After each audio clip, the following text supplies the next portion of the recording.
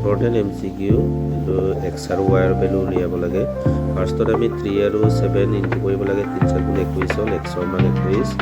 তাৰপিছতে আমি 21 আৰু 4 পূৰণ কৰিব লাগে 4 4 4 2 আৰু 8 Y X ৰ মান 21 এই তেতিয়ালে B অপচন হ'ব তো এটা মোস্ট ইম্পৰ্টেণ্ট 52 আমি দুয়েৰে কৰিব যাব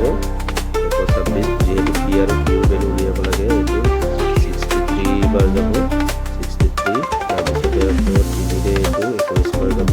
তাৰপিছতে 3 4 21 তেতিয়ালে 2 আমি কেইটা পালো 2টা পালো 2টা পালো তাৰপৰা 3 2টা পালো তাৰপৰা 7 এটা তেতিয়ালে আমি 2 পাৱাৰ P আছে যেহেতু তেতিয়ালে B ৰ ভেলুটো আমাৰ কি হ'ব 2 হ'ব তাৰপিছত Q ৰ ভেলু আমাৰ কিমান হ'ব